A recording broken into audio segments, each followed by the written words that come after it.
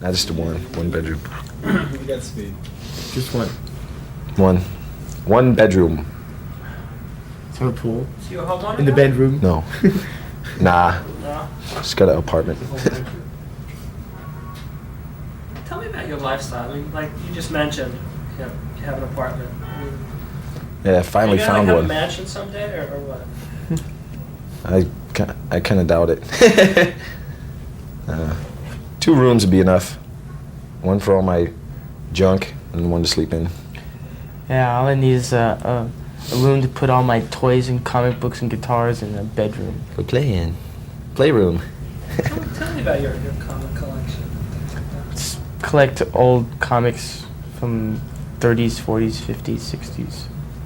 And then new comics too. They take up too much room on the bus. So when Kirk's not there, we go out and sell them. That's That's where what they went. Is that what you do, like in your spare time on tour? I mean, do you ever... Yeah, well, I mean, you know, you roll into a city, like, check out local comic stores, you know, buy toys, you know, that sort of thing. That's what I do in my spare time when I'm at home, when I'm not playing guitar or whatever. We've got a couple of, we do a segment called Addicted to Style, about fashion and things. No! I know you guys are like real high on the GQ list, like I told Lars. Yeah. Lovely. Describe your style. What? Just hate shopping for clothes. I'm I not hate shopping. I hate trying to match colors, so I just wear black and white. Oh, just comfortable clothes. Yeah, I just like dressing comfortable. Don't really care what Not it looks like. too hip to the new fashion, you know. There's a lot of people who really get really involved in like new trends and fashion and Spend a lot of money on clothes. yeah, it's Stupid. just it's what's the point? I mean, See we the dress for magazine. ourselves. We don't dress for other people, basically. Yeah. The people, whoa, it's the new fashion, gotta go buy it. Yeah. And something they bought last week is hanging in their closet, you know, forever. Yeah, because it's out of fashion. You guys like wear the same clothes on stage and off stage. Why is that? Not the exact same ones. We wash them It's- in between. Just kind of tend to smell bad. Yeah. They're comfortable clothes.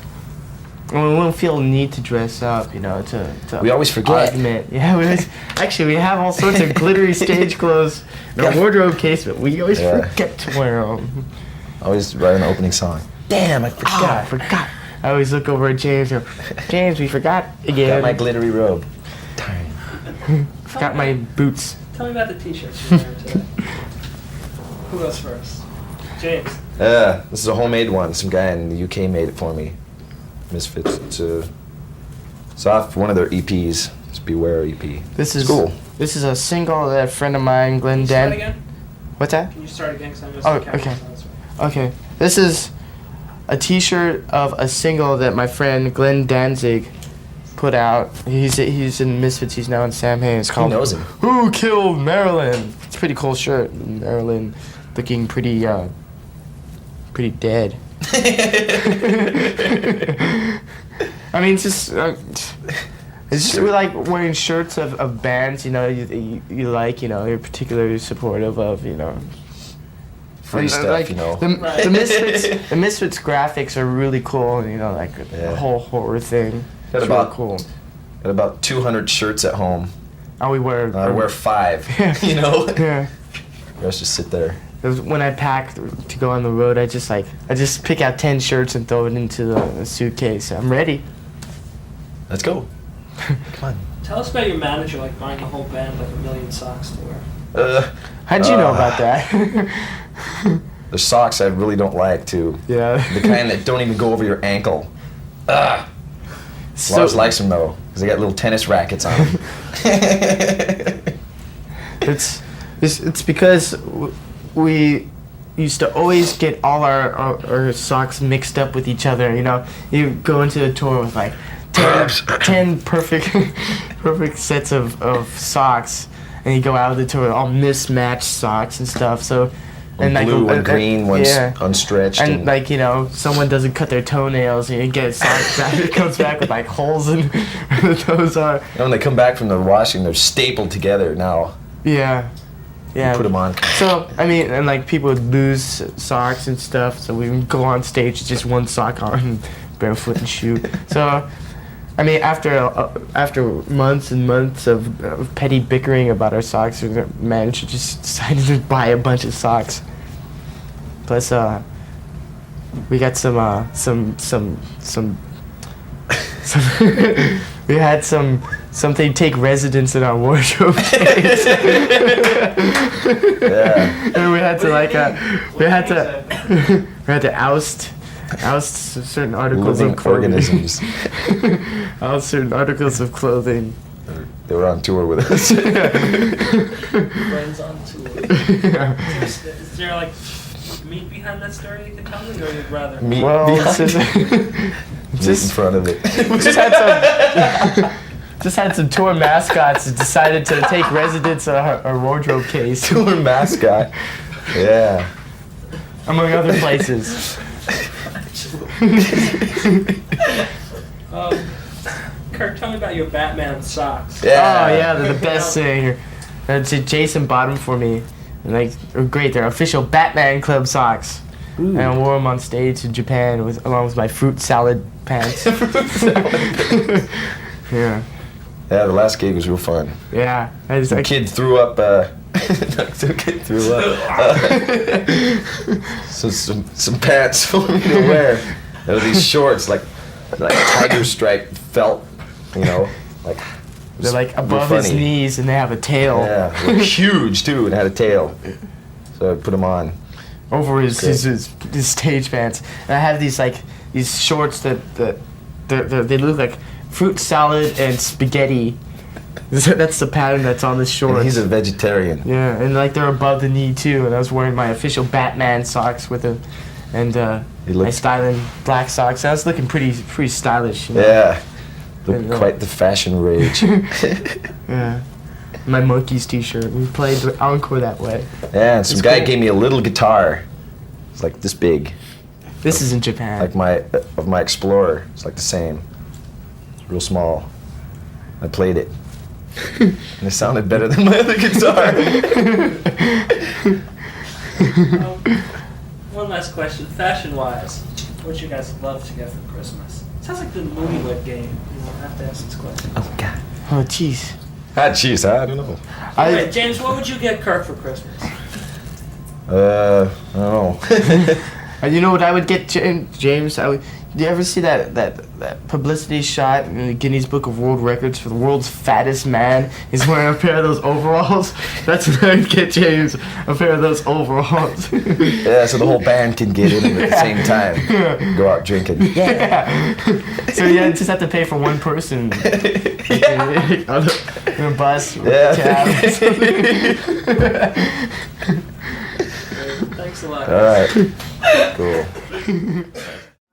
That day?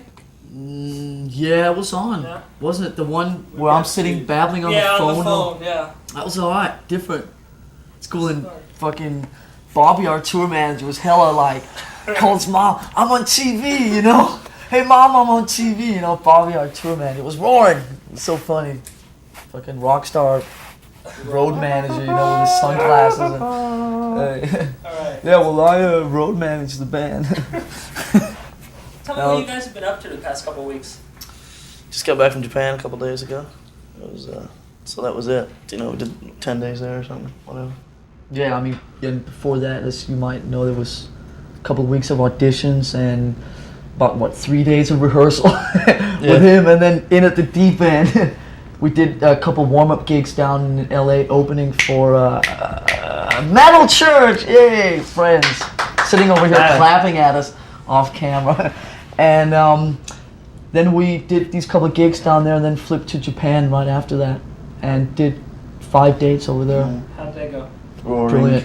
Great. Kids Different, were great, but yeah. good. It was really comfortable, you know, feel. It was really cool. Kids were just like mobbing us everywhere, you know. It was great fun.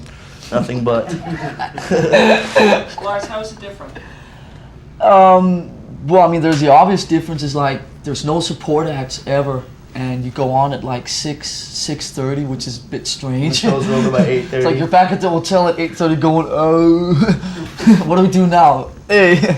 But I think one of the main differences is that also most of the audience is women, like girls, it was. female, and you have like constantly wherever you go, you have like this mob of like little 10-year-old Japanese With cameras, girls man. following you around, taking pictures, and it's like everyone's so polite and they give Yeah, you they're, like, gifts, and it's Timid, like you know. We're courteous. it's cool.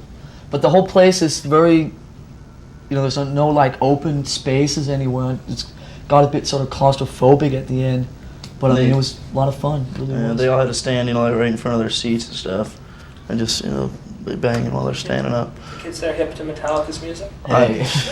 There's nothing ever like that has been there, you know. I mean, Maiden, Priest, and that has been there, but no new, you know, intense raging metal band, and so it got accepted really well. You know, really a good thing.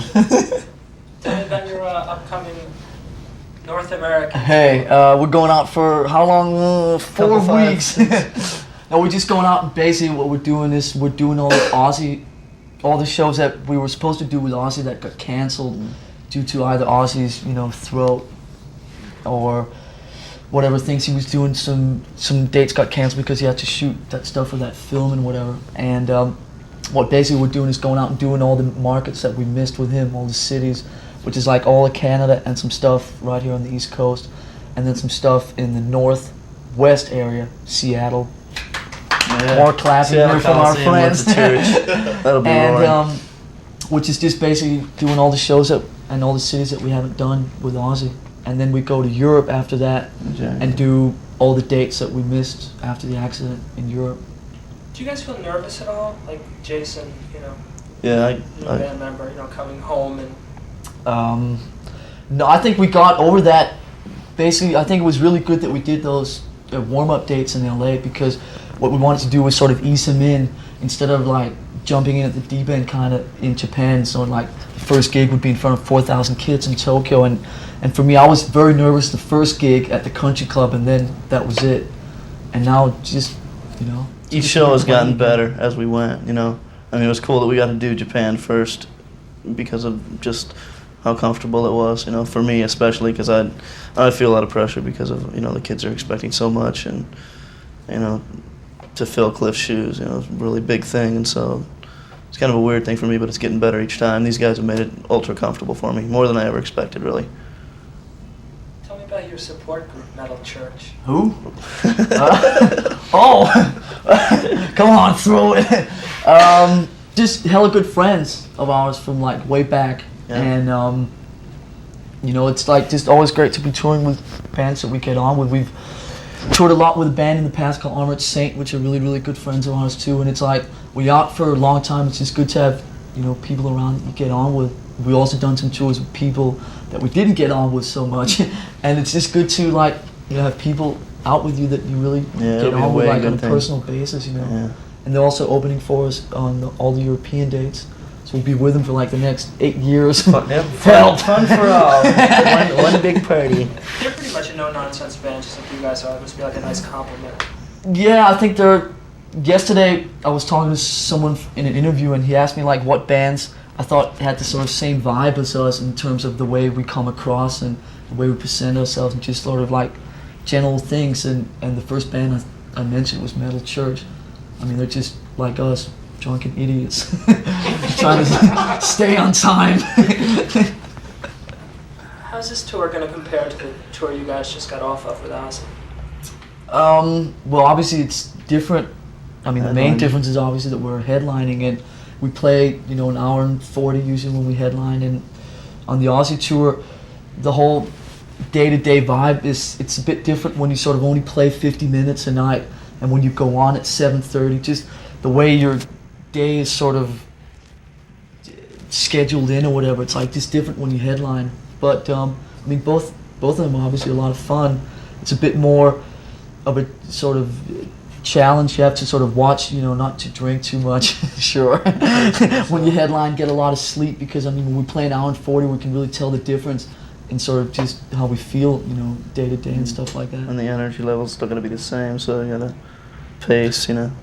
One of the cool things also is that we're playing some smaller places, obviously, than we did with Ozzy, so it's good to feel, you know, that Yeah, the energy exchange will be really closeness strong. with the kids, instead of like, hey, we know there's 40,000 of you out there, but we can't see any of you.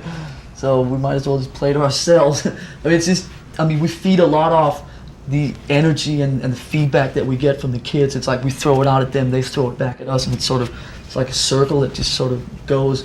And it's just good when we, like, you know, just play smaller places, you know, 4,000 seaters or whatever. Yeah, no, that intimacy is important for a band like Metallica. How do you get Definitely. used to, though, like, not being able to see past the 10th row? How do you get yourself geared up for a gig like that? I noticed you're playing, like, the Maple Leaf Gardens, which is, what, like 15,000 seat 12, arena. It's a 15, big whatever. place. Yeah. Yeah. I mean, you just try and communicate as much with the people that you can communicate with.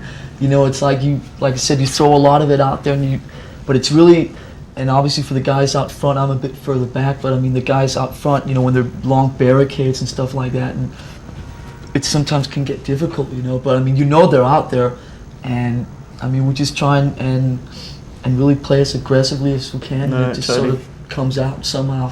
Keep the closeness as much as possible, you know. What have you guys learned playing in front of that many people?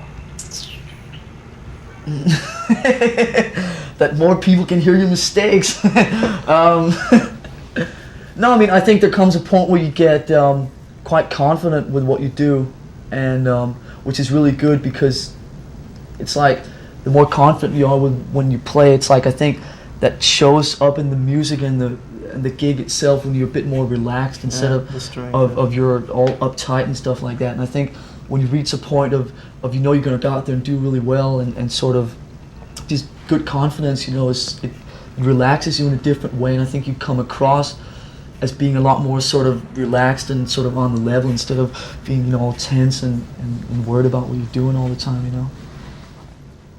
Describe your relationship with your fans. On the level, same level. No, it's like, I mean, we're just sort of up on the stage playing, but I think that, I mean, we have a very, very close relationship Right, with people that, instead of I trying hate the word fans, but I mean, people that buy our records and, you know, come to the gigs and whatever. I think they really sort of appreciate the way that we come across, and there's not any huge pretentious Right, we're differences. not trying We're to not- present ourselves as like larger than life or whatever, you know. You know, it's not this, which works fine for some bands. You know, they come across in sort of larger than life, sort of like characters or comic book heroes or whatever, which is fine. But for us, we just seem to do really well on being very, very on the level with these people, and they know that we're not hard to find, hard to get in touch with. They want to come up and say hello. And I think a lot of times when you present yourself as like a larger than life sort of character, rock star or whatever, it's like, I think a lot of kids are sort of afraid to come up and hang out or whatever, and lose that special touch. and the people, you know, energy. just come up and hang out and cool, just have a very easygoing relationship with them. It's not huge differences, you know. We're just drunk kids playing.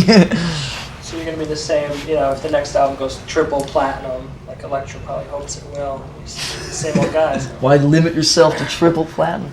No, we'll see what happens. I mean, you know, obviously there comes a point where it becomes more and more difficult. That's one thing that really irritated me about the Aussie tour, was that we're not used to that much security, and like, you know, we do like small, you know, 2,000 seaters, or even, you know, when we used to play clubs, you just go out and mingle with the crowd and hang out or whatever, and like all of a sudden you're playing arenas. It's like, you know, there's like 8 security guards between, you know, the bus and the entrance to the arena. You know, it's like the distance is this long. You know, it's like, I just don't like all this security and all this. I hate feeling isolated, you know. And but obviously there comes a point where it becomes like physically impossible to talk to, you know, 5,000 people at once, you know. But we're gonna do what we can.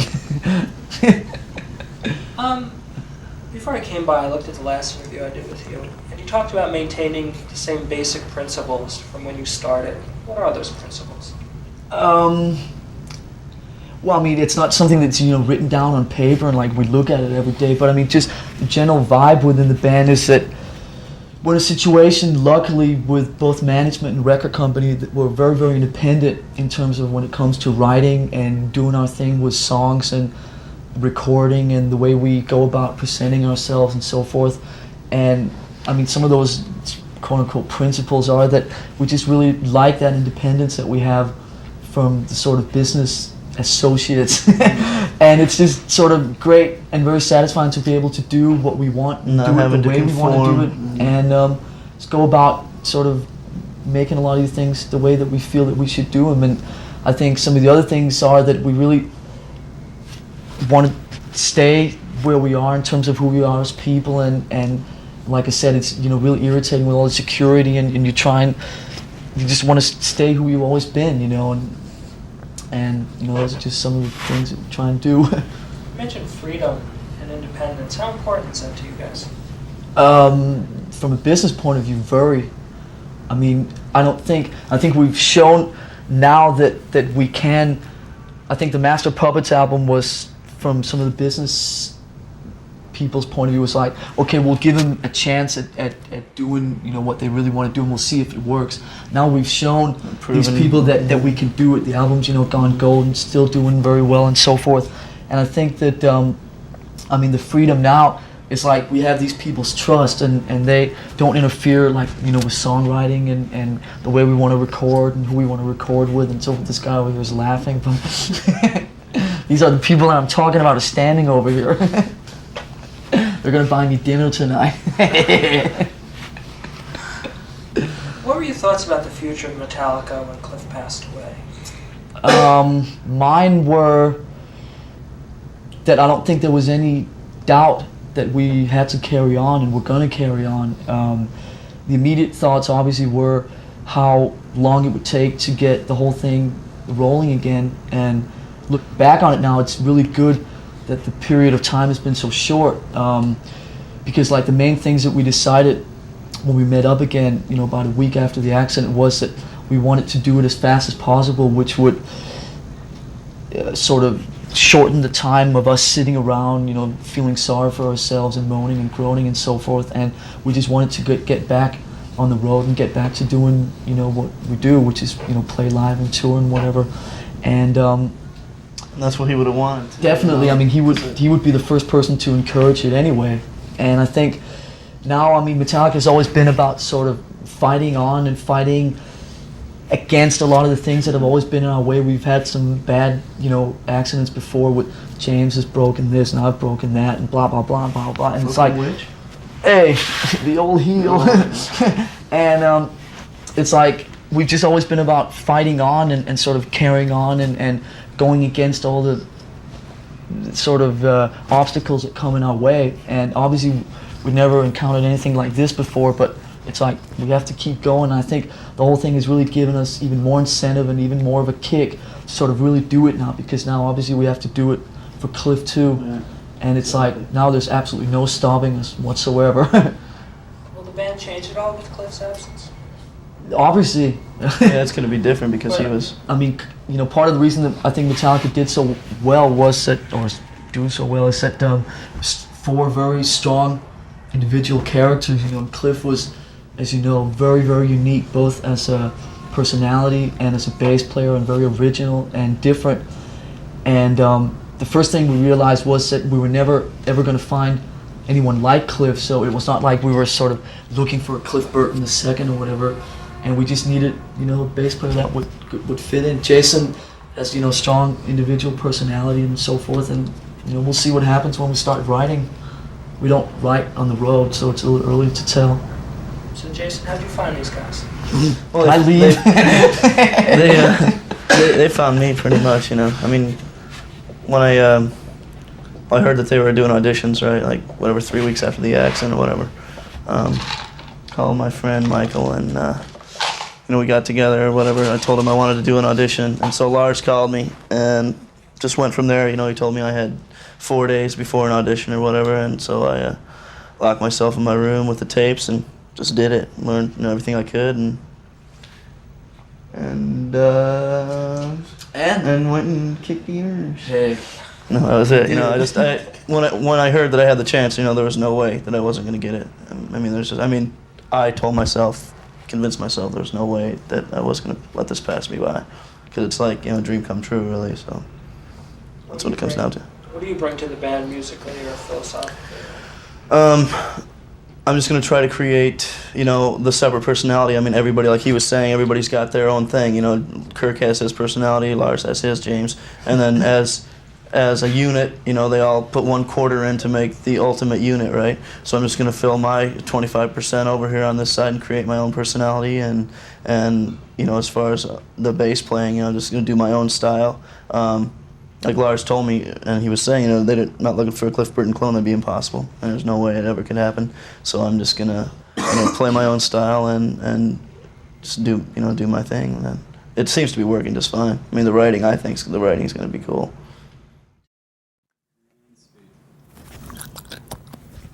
Where were we? Your background.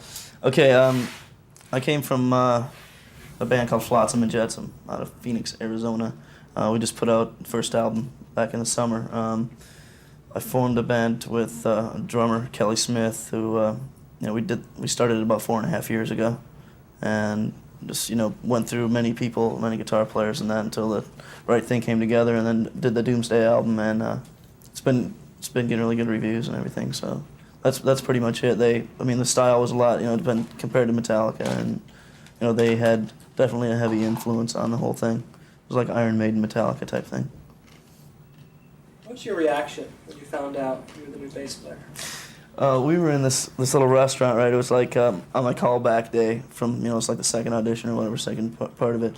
Went into this little food joint, and Tommy's joint. Tommy's on Van joint in Ness, Frisco, and we were. so we can eat there for free. It was like my final test was to go out, you know, drinking with the boys. And Lars asked me if I wanted a job, you know. I stood up on the table and screamed, you know.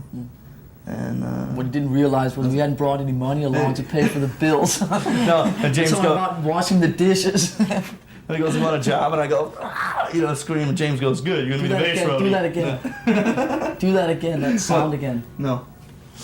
Okay, so anyway, that was it. You know, they asked me, and I just, you know, I freaked, and it was like a dream come true. I looked up at these guys for a long time, and so it was really kind of unbelievable. You know, it's like going, what? I'm noticing watching you two guys, there's like a sense of abuse from Lars. Sense of Do they abuse treat from you- everyone. Do they treat you like that? It's Is there like- like the new kid on the block? this is his- Everybody. I mean, it's not just the band guys Come on, either. You know, I mean, it's he can't it's the expect crew. to walk into this situation and not get a little flack once in a It's while. like the crew, production people, everybody, and just winding me up. But I've expected it and learned to kind of deal with it, you know. So it's called it's having not really fun. that big deal. The big deal is like when I give them a hard time back, they can't deal with it. That's the Hey. that's the Ford. No, seriously though, you know, I'm supposed to be able to take it, and then when I give it back to them, they're like, you know. But I'm expecting it's getting better. At first, it was really harsh, but now it's all right. Lars, how important is having fun? That's That's what it. it's all about. That's it. Feeling, you know, and fun. That's what it's all about. What's in store for Metallica in '87? Well, first we make up all the European dates, like I told you before, and all the remaining dates that were canceled, and then it's just back to writing and recording the next record. It's a little early to really say much more than that. I mean, we're just going to start writing and getting the ideas together and so forth. We've been talking all year about trying to shorten that whole period, but you know, we'll have to see what happens, because last time it took a year to write and record, master, and there was a lot of time not wasted, but I mean, there were places where we maybe could have moved it along a bit faster. So we'll see what happens. It's easy to sit and say this now. You feel any pressure to match the success of that album?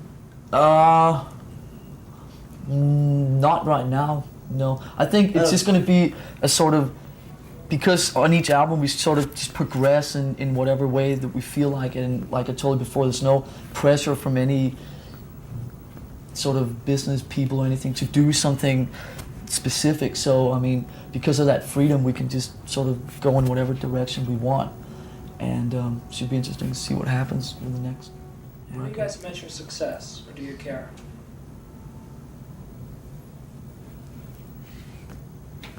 Any suggestions from around the room? No. It's just cool that I mean, it's not something we think too much about, obviously, you know, on a day-to-day basis. But I mean, when people ask, it's like it's cool that we've been able to do it our way and not really sort of. We haven't really had to change or alter what we do to suit anyone. There's not been any changes made in anything that we do to sort of cater to anyone else's needs, and that's very satisfying. That we've been able to, you know, go gold in America, Canada, and so forth, and sort of really know that we've done it our way. That's not been any compromises to do anything, you know, to sell more records or to whatever. To And please that's very somebody else or satisfying. what? Yeah. And I mean, that is success to me, which, you know, that's cool. I think the new stuff is going to be way good. I mean, they're going to be up to standard from even just a little bit of stuff that I've heard, you know, that like James and Kirk are coming up with. It's going to be easily up to standard. There's no doubt. Being that weird television, tell me about the new video. Oh yeah. What do you mean you didn't get it yet? This What? is it. What, you didn't get? You're not playing it? What, the tape didn't get there? Maybe Yeah, it what's got going lost on? in the mail or something. Hey, no videos.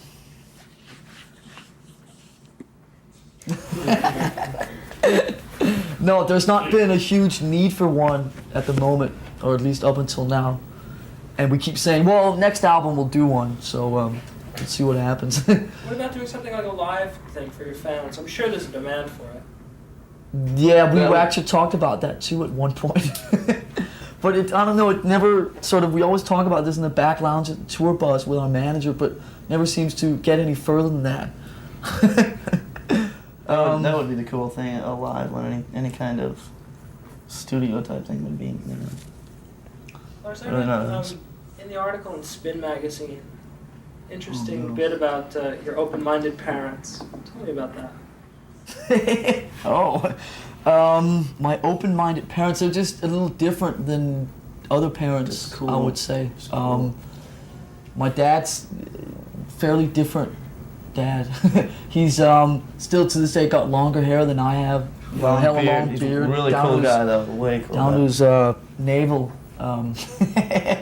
and he was, you know, a tennis player, you know, all up through, you know, 50s and 60s, professional and traveling all over the world. So I had to like travel a lot in the early days when I was growing up, and he was in the same sense that I think that Metallica is very sort of different from the rest of the sort of normal heavy metal stuff or whatever. He was like the very different tennis player on the predominantly very white and conservative tennis circuit, you know, back in the 60s and the 70s, and was sort of the different one and sort of the hippie guy with the long hair and with the different attitudes and so forth. And it was just different kind of upbringing, different parents. My mom still can outdrink me any day of the week, and even James too. And you know, cool parents. What was their reaction when you brought home Kill 'Em All and said, look, Dad? No, I mean, a lot of that stuff in the early days, you know, with the demo tapes, and I mean, me and James used to do a lot of that ourselves, and we used to do it over at my house, and so it's not like I brought home Kill 'Em All and here, hey, look what I've been doing the last 2 years. I mean, they knew what was going on. They just, I mean, encourage what I do and sort of really support me with what I want to do. There was never any pressure for me to sort of follow in my dad's footsteps and be a tennis player or anything like that, even though it would seem very like the obvious thing for me to do because I was brought up, you know, in 10 years traveled on the tennis circuit, you know, and whatever. But I mean, they're just sort of encouraging me to do what I want and He be always happy with told you to practice to the hilt and just everything. Jason, how about your parents? the hilt. You know, What does like that the mean? fullest, you know, like. The hilt. My parents are. New words there every day. You know, at first when I first took off from Michigan to, you know, be a rock bassist or whatever, right? It was totally against their wishes. And you know, the Flotsam's thing started happening, and they were real happy about that, you know, and started, you know, backing me, and now that this Metallica thing has happened, they're just, you know, ecstatic, just, you know, really proud, really happy. Just one more thing. We're doing a segment called Addicted to Style, which has to do with, a lot with fashion and things. I know your band is like real high in the G. Okay. right? Yeah. So I'm just going to ask you a couple questions on that. Visually, describe your style. Visually, comfortable. That's it. That's it, man. Comfortable. As far as I'm concerned, I mean, which is like been one of the basic ingredients in this band the whole time, is that if you can't do something different and original, then don't even do it at all. And I mean, it became very obvious very early that there was not really ever going to be any huge flashy image or anything like that. And I mean, to follow and just do what every other band has done would be stupid anyway. And just, I mean, for us, the main thing is just to be comfortable. Be and ourselves, really, you know, not put on any kind of front or makeup or whatever stupid what you see is what it's gimmick. all about. It's real. This is like what we actually wear even outside of this interview. You know? It's like, you know, it's just us doing, you know, what we do, being comfortable and being ourselves. And there's not a huge false front put up, you know, or, you know, like things hanging out here on the underlids of our eyes or anything like that. Or no, I mean, it's just us doing what we do, and other bands do other things that they do, which is cool. And we This is just what we feel. I mean, if they really It's like feel being that, then that's comfortable. fine. But we're just doing it because it's. there are other things to spend money on than clothes. Describe to me what you're wearing. I have on a pair of Nike running shoes with it says Nike Air on Mine them. too. Nike Yeah. Air. Air, you know, Yeah, so Air. I don't know where the air is hanging out, but they're very, very comfortable. And then I have a pair of white socks on. Me too. White socks. I have here. This is the demonstration here. All right, here are the Nike shoes here. All right, Styling. cool plug for Nike. Yeah. All right, shock horror. These are also, guess, Nike socks, ladies and gentlemen. Nike socks. This should earn me some free things from Nike, shouldn't it? We have a pair of jeans on here that are, as you can see, have not been washed for at least 3 weeks at now. least a little while. And a T-shirt of a young, where are they from? Phoenix. Arizona, Phoenix, Arizona. See, one of the cool things about being in a band like Metallica is you get all these free T-shirts of like bands all the time, and I think this band is very fitting to Metallica. It says here, in case you can't read it, it says, "Hey little girl, want a piece of candy?"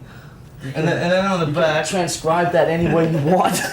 And on the back, And then on the back says, "Sure, I'll have a piece of candy," and the old man's getting belted in the head. There you have it. true Metallica style. And then we have this mic cord here, which is not part of my wear today, but it looks pretty hip though, I think. And got this necklace that's been hanging here for 4 years, which brings me extremely good luck. And I have all my rings on, as you can see. And you know, we're just hip. Last question. GQ. What fashion item do you want for Christmas? I'll have some new tennies. Black ones. I'll take some clean underwear. Can you say that in a full sentence for Christmas? For Christmas, I want fresh underwear. Thank you guys. See ya! You know that's the first roll-in they're going to pull from this interview.